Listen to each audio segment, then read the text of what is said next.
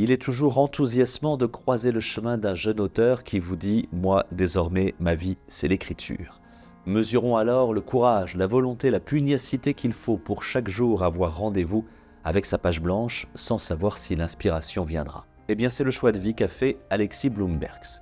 Une scolarité au Maroc, des années à sillonner le monde, en famille d'abord, puis pour raisons professionnelles, au Moyen-Orient, en Amérique latine, puis aux États-Unis. Et puis un jour, donc, l'envie de changer de vie pour devenir écrivain.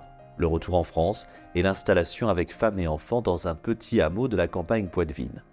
Il y eut un premier roman en 2009, sorte de galop d'essai, La tristesse des mandarines. Et voilà donc ce nouveau titre, La soie et le fusil, écrit lors des derniers mois passés en Amérique à l'époque Covid, un livre qui raconte pourtant un sujet bien français. Nous sommes en Ardèche à l'été 1943.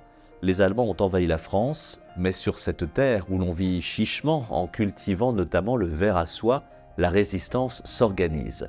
8 jeunes gens ayant refusé le STO, le service du travail obligatoire, se retrouvent embarqués dans la résistance dans le maquis. Leur mission, réceptionner un parachutage allié.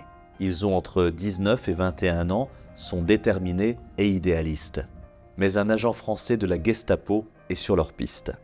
Se basant sur un fait authentique, avéré, ayant eu lieu dans le petit village ardéchois de Tignes, Alexis Bloembergs nous raconte une histoire de résistance, de trahison, mais aussi une histoire d'engagement, de résilience, et en cela, au-delà de ces 8 jeunes gens à qui il redonne vie, l'auteur prête sa plume à tous ceux qui résistent à l'oppression, à l'obscurantisme, à la violence aveugle, quelles que soient les époques, quels que soient les continents.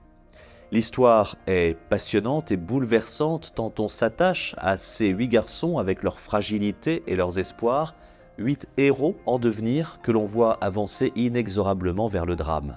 L'écriture est vive, rythmée, bien ficelée sur un laps de temps très réduit, avec une atmosphère oppressante, que l'on soit dans la forêt ardéchoise, où l'ennemi peut être caché derrière chaque arbre, ou encore sous le soleil de Marseille, quand la Gestapo faisait subir tortures et sévices dans ses locaux de la rue Paradis. Ce nouveau roman d'Alexis Bloembergs est une réussite, et gageons qu'il nous réserve encore de belles surprises en librairie dans les années à venir. La soie et le fusil, la tragédie de Tignes, le roman d'Alexis Bloembergs est publié aux éditions Complicité.